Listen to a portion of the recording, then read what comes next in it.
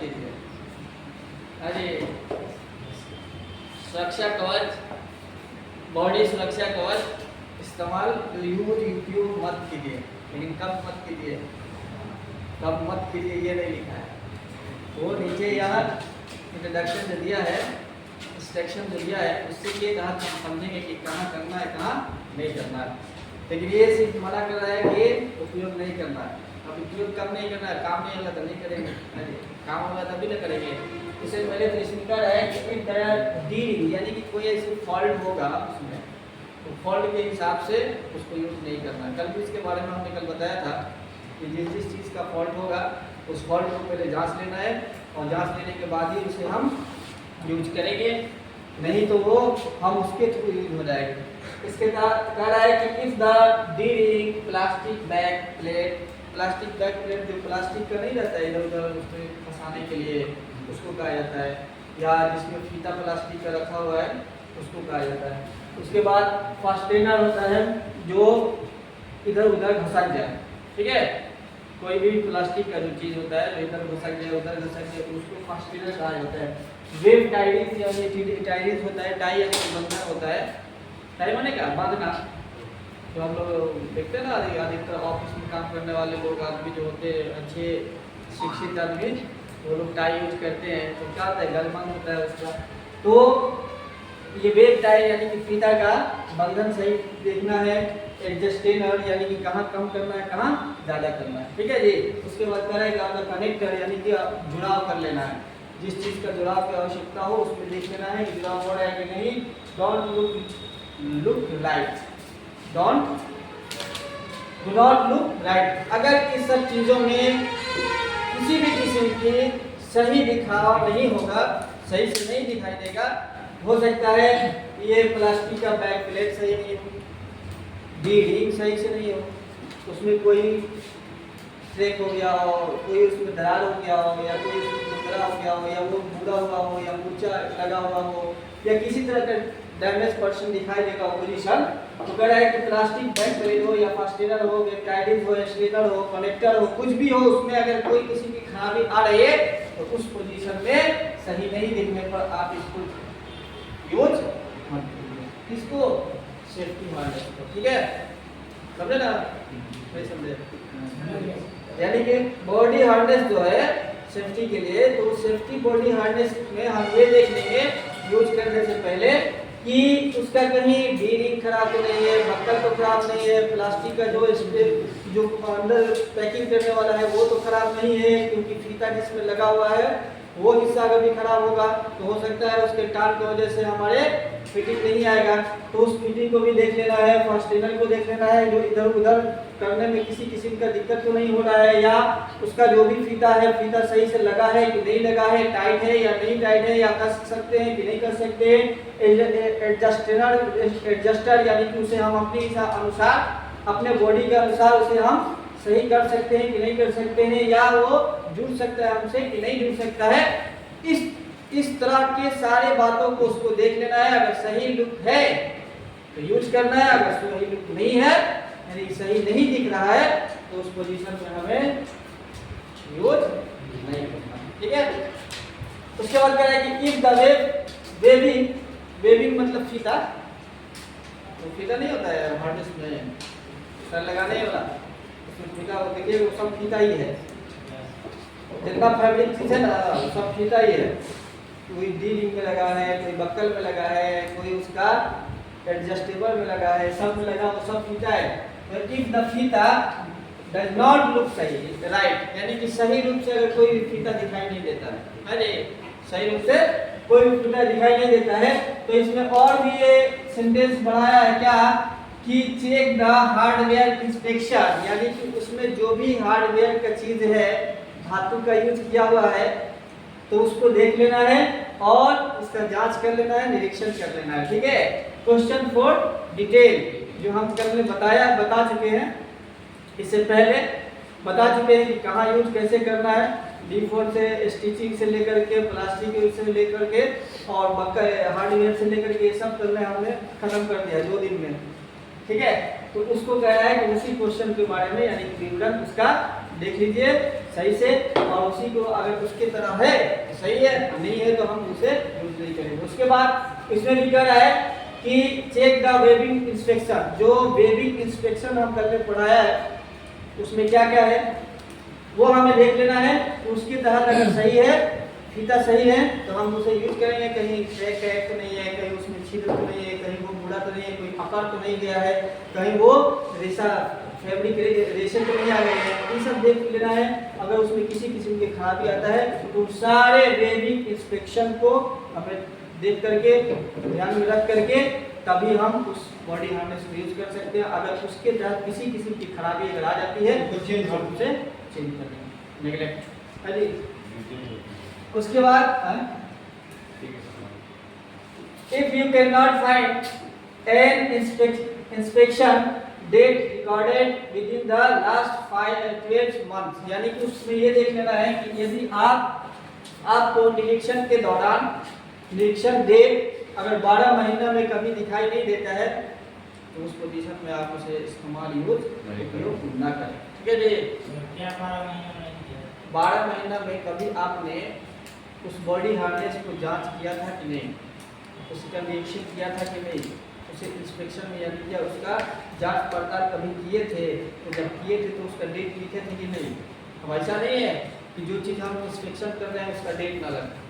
Date रखेंगे तो हमें मालूम होगा कि हाँ इसके एक बार हमने इंस्पेक्शन कर लिया। जैसे हम लोग मोटरसाइकिल का या गाड़ी का सर्विसिंग कराते हैं, सर्विसिंग नए अगर गाड़ी लेते हैं तो सर्विसिंग के लिए उसमें जो बुक देता है, बुक के तहत रहता है कि कब कराना है, 300 किलोमीटर पर या 500 किलोमीटर या 50 किलोमीटर पर, जितना पे रहता है उतना पर कराते हैं। लेकिन उसके बावजूद भी अगर हम उन मशीनों को हम या कोई भी पार्ट की भी किसी भी इक्विपमेंट को हम अगर उसका सर्विस करते हैं, निरीक्षण करते हैं, जो खराबी हुआ है बनाते हैं, उसका रिपेयरिंग करते हैं, तो करने के बाद क्या होता है एक डेट लिख दिया जाता है। डेट लिख दिया जाता है कि हाँ इसका इंस्पेक्शन या इसका रिपेयरिंग कब हुआ था, तो उससे हमें ये मालूम हो जाता है कि हाँ ये काम के लायक है या नहीं है, या ज़्यादा दिन का अगर हो गया है इसका रिपेयरिंग या इंस्पेक्शन तो वो हमारे काम में आ सकता है कि नहीं। अब जांच फिर से जांचना होगा, जांच के तब जब डेट मिलेगा, किसी भी किसी का अगर डेट मिसिंग हो जाता है, रिकॉर्ड में नहीं रहता है, तो उस पोजीशन में हम उसका इस्तेमाल यूज कभी नहीं करेंगे, क्योंकि जब डेट नहीं मिलेगा तो हमें मालूम ही नहीं पड़ेगा कि हम उसका इंस्पेक्शन कभी किए हैं या नहीं किए हैं, कैसे मालूम पड़ेगा, कुछ मालूम नहीं पड़ेगा। तो इस पोजीशन में ऐसे सिचुएशन जब आएगा तो हम क्या करेंगे कि उसको यूज नहीं करेंगे। उसके बाद आगे कह रहा है कि if you can not find a manufacturing date, अब उसका मैन्युफैक्चरिंग डेट भी हमने सारे साथ लिखना है, कल भी हमने बताया था कि मैन्युफैक्चरिंग डेट भी देख लिया जाता है कि बहुत दिनों से रखे रखे अगर आ गया तो खराब हो जाता है, क्योंकि उसमें रखने के बावजूद भी अगर सेफ्टी यूज ना किया जाए और उसको रख दिया जाए तो रखे रखे उसमें कमजोरी आ जाती है, वीकनेस आ जाती है। उस वीकनेस को हम इंस्पेक्शन कर लेंगे, इंस्पेक्शन करने के बाद देखेंगे कि हाँ मजबूत है तो यूज करेंगे, मजबूत नहीं रहेगा तो यूज नहीं करेंगे। अब आइए आगे कह रहा है कि if you do not have an individual serial number, अब उसका कोई भी अगर व्यक्तिगत रूप से सीरियल नंबर होगा तो नहीं रहेगा, उस पोजीशन में भी हम यूज नहीं करेंगे। ठीक है, ये ऐसा सीरियल नंबर नहीं रहेगा तो नहीं करेंगे। सीरियल नंबर रहेगा तो उसको मालूम हो जाता है कि हाँ ये कंपनी प्रोडक्ट निकाली है, कब निकाली है, या फिर कंपनी के प्रोडक्ट और इसका लेवल तो लेवल पे चेक कीजिए, उसको नहीं दिखाई दीजिएगा। लेवल जो रहता है लेवल टैग लेवल उस पे रहता है, मैन्युफैक्चरिंग डेट, उसका मॉडल, उसका नंबर, सीरियल नंबर, ये सब उसमें बैच किस लिए यूज किया जाता है, उसी उसका टोटल बायोडाटा रहता है। मैन्युफैक्चर से लेकर के मैन्युफैक्चरिंग उसका स्ट्रेंथ से लेकर के इसमें क्या क्या गुण है, सब उसकी क्वालिटी क्वांटिटी उस पर रहता है लेवल पर। अब होता है कोई कंपनी डिटेल दे देती है, कोई कंपनी होती है जो कम देती है। अब जैसे दवाओं के सिरप तो देखिएगा आप लोग तो डिटेल रहता है, कौन कौन से इसमें एलिमेंट्स मिलाया गया है वो भी रहता है, कहाँ मैन्युफैक्चर हुआ, ये बैच नंबर कितना है, लाइसेंस नंबर कितना है, उसके बाद इसका कीमत कितना है, यह सब RS रहता है। लेकिन हर चीज़ पे जो मैन्युफैक्चर डेट है वो जरूर रहता है, क्योंकि डेट से हमें उसकी गुणवत्ता हमें मालूम हो जाता है कि कब तक उसका क्वालिटी हमें काम आएगा और कब तक वो अनक्वालिफाइड हो जाएगा। तो जब अनक्वालिफाइड होगा तो वो हमारे लिए इनवैलिड रहेगा, इनवैलिड होगा तो वो एक्शन के बजाय रिएक्शन होगा। अब इस तरह के अगर किसी भी हार्नेस को हम यूज करेंगे बिना मैन्युफैक्चर के देखे तो उस पर तो पहले ही देखने के साथ ही डाउट रहेगा, ये डाउट रहेगा कि अगर हमने इसको यूज किया तो नीचे है जाना है ऊपर, यूज कर रहे हैं आप तो माइंड में एकदम सेट हो जाएगा कि क्या नहीं कमजोर तो नहीं है, कमजोर तो नहीं है, कमजोर तो नहीं है, माइंड में सेट रहेगा। और जब बता देगा एडवाइस देने वाला है, सुपरविजन अगर करने वाला बता देगा कि हाँ नहीं ये जस्ट जांचा हुआ है या इसका इंस्पेक्शन किया हुआ है या ये न्यू है, ये खरीद करके आया है, तो आदमी के अंदर सेटिस्फाइड हो जाता है आदमी कि चलो हाँ ये मजबूत है, ये हमारे सेफ्टी के लायक है। आगे आइए, कुछ इसमें और भी नोट्स दिया है कि वर्टिकल लाइन ऊर्ध्वाधर रेखा में हमें रहना है, ठीक है जी। ऊर्ध्वाधर यानी कि खड़ा पोजीशन में रहना होता है। एंड लेन लाइन यानी कि डोरी must have a minimum breaking strength. Breaking का मतलब होता है टूटना है, क्या होता है टूटना। तो मिनिमम टूटने का क्षमता किसी भी हार्नेस में 500 पाउंड रखा गया। पाउंड एक किस्म का ब्रिटिश माप है, मेजर है। ब्रिटिश मेजर में जैसे पहले जमाना में मापा जाता था, अब तो इंटरनेशनल सिस्टम में आ गया है। इंटरनेशनल सिस्टम में जो आ गया है एसयू में,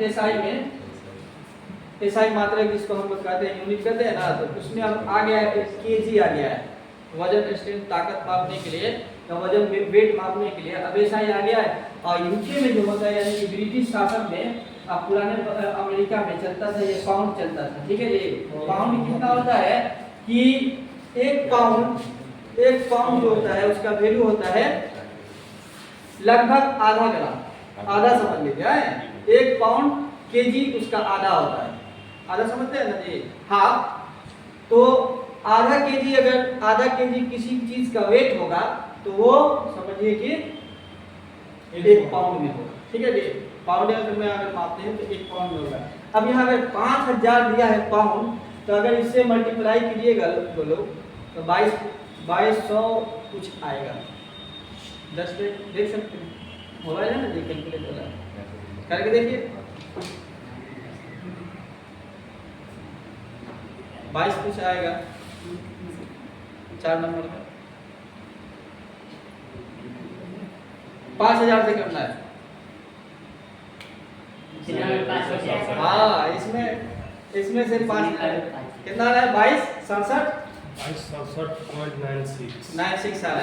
तो 96 करके हम आप रख सकते हैं, उसको क्या करते हैं यानी कि 2267 का 68 केजी तक ले हम ले सकते हैं। यानी कि ये अगर 500 पाउंड है, 5000 पाउंड, तो 5000 पाउंड बराबर हो जाएगा कितना? 2268 केजी।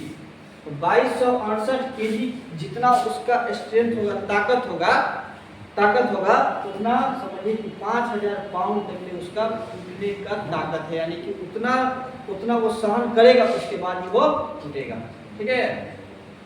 ये ब्रिटिश माप है, पुराना माप है। और ये ब्रिटिश जो जैसे अमेरिका में पहले चलता था, पहले यूके में चलता था, यूके यानी कि इंग्लैंड में चलता था, और वहीं का ये मेजर माप है। अब इंटरनेशनल जो चीज़ हो गया है तो इंटरनेशनल सभी देश मानते हैं।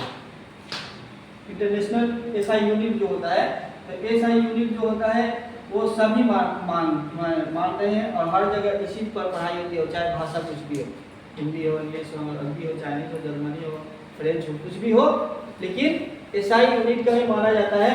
अब इंटरनेशनल हो गया तो उसमें वजन के लिए, वेट के लिए केजी यूज किया जाता है, ठीक है। ग्राम उसका छोटा हिस्सा होता है और इसमें केजी होता है, केजी से भी बड़ा होता है, लेकिन केजी मिनिमम बीच का एक समझ लीजिए कि स्तर होता है, लेवल होता है, जो समझने में, लिखने में आसान हो जाता है, ठीक है। तो ये पाउंड होता है, कहता है कि 5000 तक ले पाउंड का जो कैपेसिटी होता है वहां तक ले वो सहन कर सकता है। उसके बाद यदि कम से कम मिनिमम न्यूनतम उसका 5000 है, जो स्ट्रेंथ ताकत होता है वो सहन कर सकता है, टूटने से रोक सकता है उतना तक। 5000 से ज़्यादा होगा तो वो टूट जाएगा। ठीक है, यानी कि 22 kg 2268 kg। अभी 2268 kg कितना हो जाएगा वजन इसका क्विंटल में?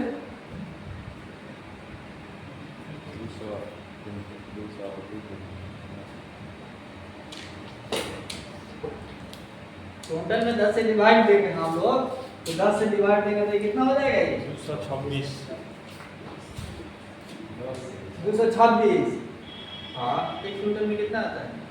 10 किलो ना, 100 आता है। तो अगर हम उसमें 100 से डिवाइड देंगे, 2 से नहीं, 10 से नहीं, 100 से डिवाइड देंगे, तो 100 से करेंगे तो कितना आ जाएगा? यानी कि 22.68 क्विंटल हो जाएगा। क्विंटल हो जाएगा। ठीक है, उतना क्विंटल की कैपेसिटी इसमें है। नुकसान कर ले हाँ, हार्डनेस 5 क्विंटल नहीं हुआ।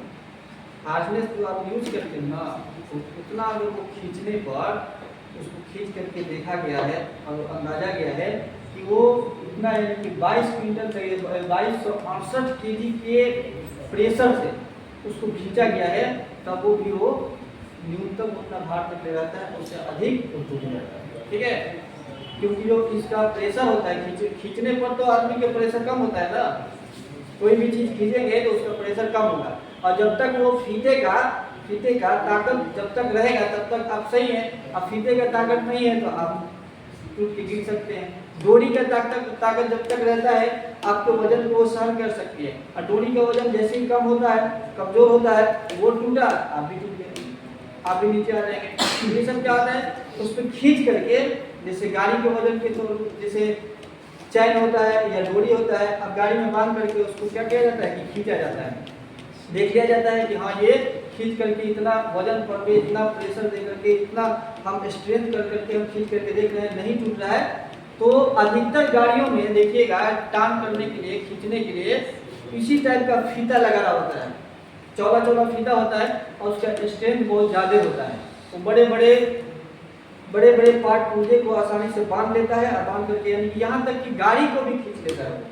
और जब उससे ज़्यादा गाड़ी की वजन हो जाती है तो वहाँ वो जवाबदेह हो जाता है, वो टूट जाता है।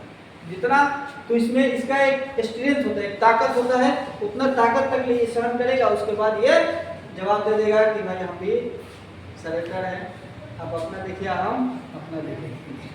इसके बाद कहता है कि सेल्फ रिट्रैक्टिंग लाइन, यानी कि स्वयं अस्वीकार करने वाला जो जीवन रेखा है या डोरी है, that automatically limit free all distance, यानी कि उसकी दूरी 2 फीट तक ले माना गया है कि 2 फीट तक ले, यानी कि वो कोई किसी का प्रभाव नहीं डाल सकता है, नहीं डालेगा। उसके बाद कह रहा है कि लेस मस्ट भी, इससे अगर कम हो जाता है तो कम हो जाने के बाद वो 300 पाउंड तक ले भार को वो अप्लाई यानी कि सहन कर सकता है। उसके बाद इस तरह की कोई भी डिवाइस होगा तो वो 300 पाउंड तक ले वो सहन करेगा। अब इससे अगर अधिक होगा तो अधिक होने के बाद उसका पोजीशन समझिए कि खत्म, 3000 है, 300 नहीं बल्कि 3000 है। अब 3000 को क्या करेंगे, इसका अगर केजी में कन्वर्ट करेंगे तो इसी में गुना करेंगे, इसका भी अगर केजी में हम कन्वर्ट करेंगे तो हम इसी में गुना करेंगे। अगर एक पाउंड है 2 से गुना करेंगे तो ये 90 पॉइंट कुछ आएगा, 90 कुछ आएगा, 3 से करेंगे तो उससे ज़्यादा आएगा। तो उस तरह से ये एक माप हो गया, इसका एक यूनिट सबसे छोटा इकाई हो गया कि 1 के इक्वल टू ये है, आधा आ जाता है, आधा के लगभग आता है। तो आधा के लगभग आता है तो अब 300 पाउंड हो, 500 पाउंड हो, 1000 पाउंड हो, जितना भी होगा उसमें हम इससे गुना करके हम 4 अंकों तक देख लेंगे कि कितना आ रहा है, तो वो हमारा केजी में कन्वर्ट हो जाता है। ठीक है, तो ये जो भी है कि उसका भार लोड सहन करने का 2 फीट के अंतराल पर हो या 3 फीट के अंतराल पर हो या 5 फीट के अंतराल पर हो, ये अलग अलग हिसाब से उसका अप्लाई करके देखा गया है, और अप्लाई करके देख करके उसका ये लोड भार अंदाज लिया गया है, और तब भी बताया जाता है कि हाँ ये सक्षम है, सही है, आप इसे यूज कर सकते हैं। ठीक है, अब आइए मचान के बारे में।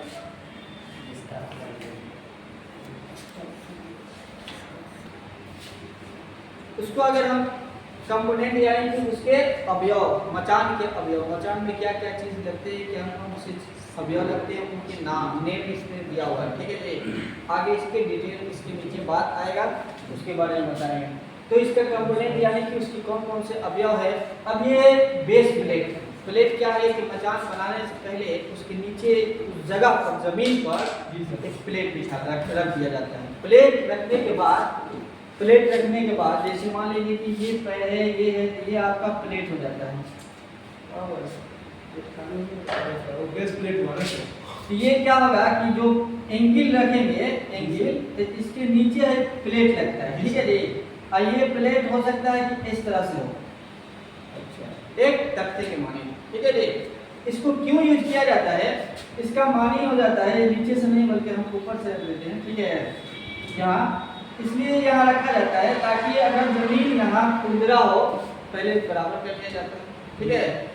अगर खुरदरा है बराबर कर लेंगे, अगर वहाँ मिट्टी कम है उसको लेवल में ले लेंगे। लेवल लेने के बाद इस तख्ती पर ही हमको एंगल रखना है, वो फिट करना है, ट्यूब फिट करना है। तो उसको रखने यहाँ खड़ा कर देंगे। खड़ा करने के बाद हम उसको आसानी से उसमें एक ऊपर एक और भी ऊपर होता है, उसका सील बोर्ड होता है, सील बोर्ड। अब इसमें सील बोर्ड क्या होता है कि बोर्ड के ऊपर एंगल को जाम किया जाता है, ठीक है। उसमें देखिए दिया होगा बुक में, चित्र अगर देखिएगा ना तो सील को यानी कि एंगल को जाम किया जाता है, एंगल को ऐसे जाम कर दिया जाता है, ठीक है। जाम कर दिया जाता है तो ये आपका हो जाता है सील बोर्ड, यानी कि बोर्ड को एंगल को सील में जाम कर, ठीक है। और ये हो जाता है आपका बेस। सील बोर्ड क्या होता है, एंगल को बोर्ड के साथ जाम करना, ठीक है। बेस प्लेट ये हो गया आपका प्लेट हो जाता है, ठीक है। अब आइए स्क्रू जैक। अब होता है क्या कि कभी कभी आदमी सील बोर्ड रख दिया, उसको एंगल को जाम भी कर दिया, ऊपर बढ़ गया, लेकिन अब देख रहा है क्या कि थोड़ा ऊपर जा रहे तो कि कहीं दिक्कत आ रही है, झुक रहा है वजन बढ़ने पर या रिफ्लेक्स हो रहा है, हाँ किसी भी किस्म का अगर झुकाव आ रहा है या कुछ कमी आ रही है, और या चाहे एंगल एक जगह यानी कि थोड़ा सा हटाना है, इधर करना है चाहे उधर करना है, तो उसके लिए क्या कहते हैं, एक जैक का उपयोग किया जाता है। जैक, उस जैक को क्या कहेंगे कि किसी एक जिधर झुकाव हो रहा है उससे थोड़ा सा हट करके इस साइड में चाहे इस साइड में हम जैक के थ्रू से उस हिस्से को थोड़ा उठाएंगे और इसे हम खींचेंगे। इधर अगर बाहर निकालना होगा तो बाहर करेंगे, और वो साइड अंदर की तरफ भेजना होगा तो उसे हम जैक की मदद से अंदर कर देंगे, ताकि उसका लेंथ अगर एक बराबर रहेगा और बराबर उस पर अगर फोर्स पड़ता रहेगा, एक्टिविटी अगर सही उसका सही होगा दोनों का, तो वो मजबूत बनेगा, नहीं तो वो कमजोर हो जाएगा। तो उसके कमजोरी दूर करने के लिए हम क्या यूज करते हैं, स्क्रू जैक का यूज करते हैं। स्क्रू जैक लगा करके हम उसको हटा दे, उठा करके उसको इधर उधर, या चाहे हो सकता है ये भी कर सकते हैं कि अगर एंगल लगा रहे हैं, लगाने के बाद एक एंगल सही रूप से खड़ा हो और दूसरा एंगल अगर सही रूप से खड़ा नहीं हो रहा है तो उसमें थोड़ा सा उसका हिस्सा कुछ दबा हो चाहे उठा हो, तो उस पोजीशन में हम क्या करेंगे, कोई दूसरा चीज उस एंगल के थ्रू एंगल को उठा करके उसके नीचे पेच लगा देंगे, ठीक है।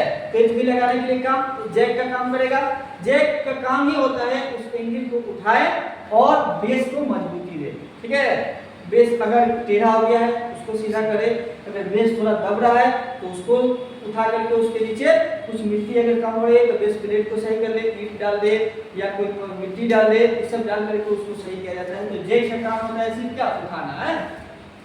उसके बाद क्या है, स्टैंडर्ड। तो स्टैंडर्ड तो समझते हैं मानक, इसको कहा जाता है कि मानक रूप से सही रूप से आ जाए, सही रूप से। अब आइए लेजर। लेजर क्या होता है, स्टैंडर्ड का मतलब होता है मानक, सही ढंग से, सही ढंग से, हाँ वो ढंग जो सब लोग जिस रूप से मानते हैं, जो बताया गया है उसी को, जो तरीका है ये समझिए कि जो तरीका है उस तरीका से हम काम करेंगे तो वो उसे हम क्या कहते हैं, स्टैंडर्ड कहते हैं, ठीक है। अब करने के तो मचान बनाने के तो कोई किसी को बना लेता है, बल्ली के थ्रू या लकड़ी रख करके या पटरा रख करके या तख्ता रख करके बांसे का बिचाली रख देगा, उसमें किसी तरह से बना लेता है, लेकिन वो आपके लिए सेफ नहीं है।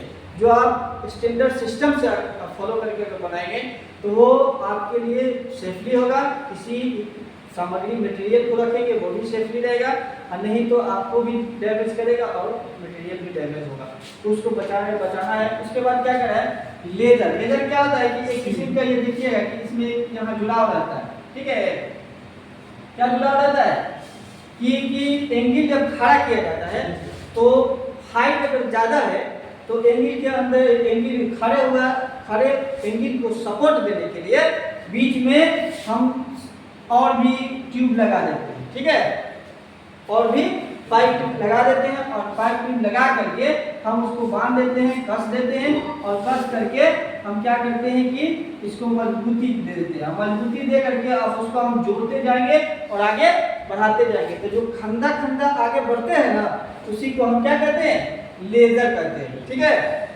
जो खंदा बन जाता है उसको हम लेजर कहते हैं। अब क्या होता है कि ट्रांसफॉर्म होता है कि ऊपरी हिस्सा में, जैसे ये ऊपर का एक हिस्सा हो गया, ये हिस्सा हो गया, ये हिस्सा हो गया और ये हिस्सा हो गया, ठीक है। तो ये हिस्सा हो गया, तो इसके नीचे, इसके ऊपर यहाँ क्या किया जाता है कि या तो इस पर इस तरह से एंगल लगा दिया जाता है पटरा रखने के लिए, ठीक है, पटरा रखने के लिए या लोहे का चदरा रखने के लिए लगा दिया जाता है। तो ये जो सपोर्ट दिया जाता है इस तरह से अगर लगा दे, चाहे ऐसे लगा दे, तो ये क्या होता है कि इसको क्या कहा जाता है, ट्रांसफॉर्म कहा जाता है, ठीक है। क्या कहा जाएगा, ट्रांसफॉर्म। अब क्या होता है, एक ब्रेसिंग होता है। तो ब्रेसिंग का काम क्या होता है कि इसमें ये जो ये रूप दिखाई दे रहा है ना, तो ये क्या है कि ये आपका सपोर्ट है, ये जो दिखाई दे रहा है ये आपका ऐसे सपोर्ट है, ठीक है। ये डबल बन गया है, पीछे का बैक का।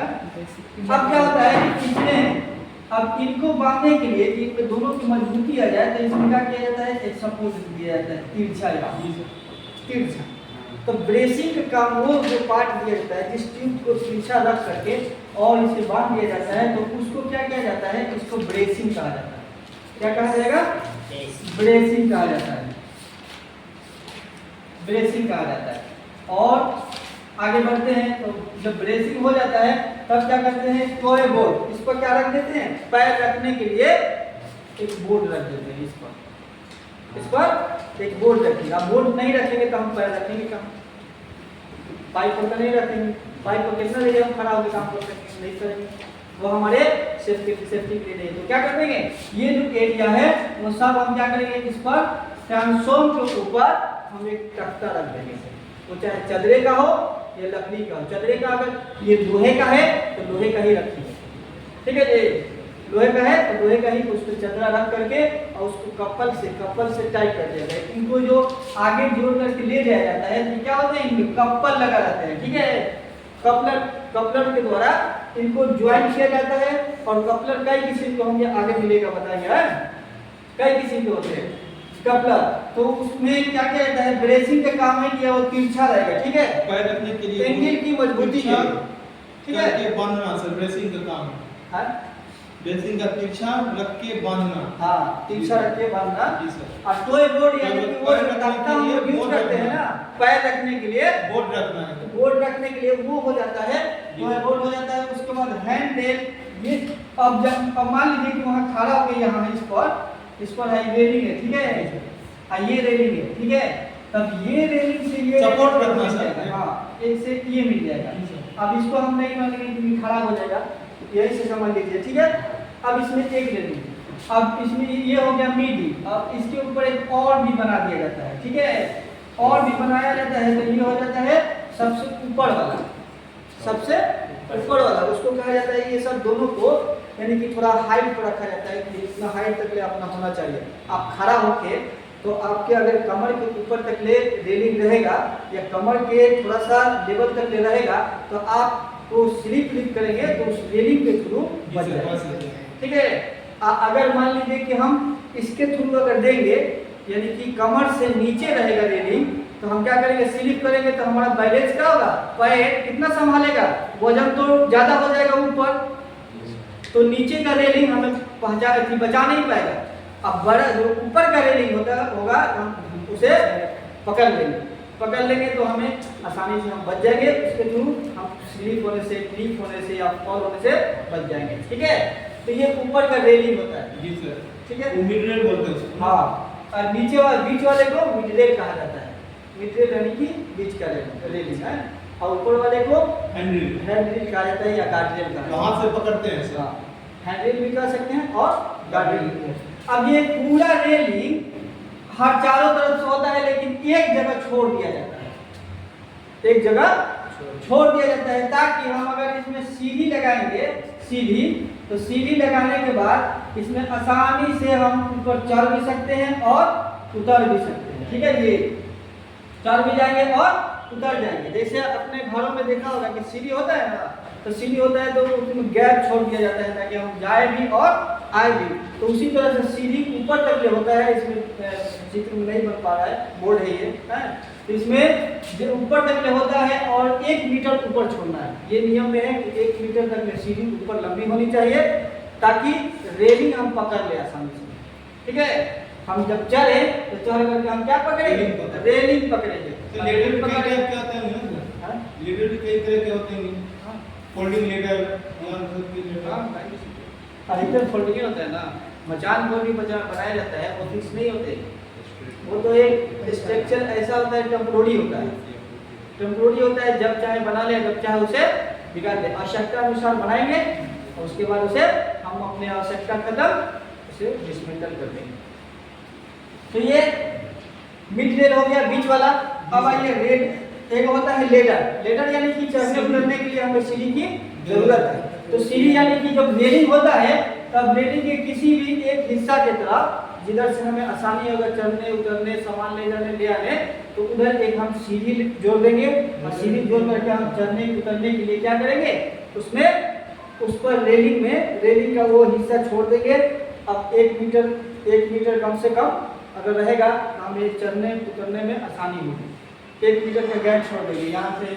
अब चाहे ये साइड समझिए कि 1 मीटर यहाँ हम छोड़ देंगे और छोड़ करके क्या करेंगे, सीढ़ी लगा देंगे। सीढ़ी जब लगाएंगे इस पर आसानी से यहाँ भी एक एंगल लगा देंगे। यहाँ जब सीढ़ी लगाएंगे तो सीढ़ी लगाने के आसानी से उस पर हम चढ़ सकते हैं और हम मचान को चढ़ सकेंगे इसका फोल्ड पर, और हम आसानी से उतर सकते हैं। और जब चढ़ेंगे तो ये सीढ़ी आपका, सीढ़ी की लंबाई कहाँ है, इतना ही तक होना चाहिए, रेलिंग से थोड़ा सा नीचे, ज़्यादा नहीं, ज़्यादा नहीं, मतलब ज़्यादा 1 मीटर तक ले जाते देना। और रेलिंग आपका 1 मीटर से ज़्यादा होता है। रेलिंग जो होता है बोर्ड के ऊपर वो 1 मीटर से ज़्यादा होता है, 1.5 मीटर के करीब में होगा या 2 मीटर के करीब में होगा। 2 मीटर के करीब में कम होता है, 1.5 मीटर के करीब में होता है, ताकि आपका कमर से ऊपर तक के हाइट आ जाए। कमर से ऊपर हाइट आ जाएगा तो आप अगर किसी किस्म के स्लिप करेंगे या ट्रिप होगा आपका तो आप आसानी से उस रेलिंग को पकड़ लेंगे। ठीक है, और 1 मीटर हाइट ऊंचा रहेगा लेडर का, ताकि आप चढ़ेंगे तो लेडर मजबूती से, लेडर को भी कस दिया जाता है कपल से, लेडर को भी कपल से बांध दिया जाता है, कस दिया जाता है, ताकि लेडर भार पड़ने से या वजन बैलेंस बिगड़ने से वो गिरे नहीं। ठीक है, ताकि उतरने चढ़ने में आप तेजी से उतरेंगे चढ़ेंगे तो कोई किसी का दिक्कत नहीं होगा।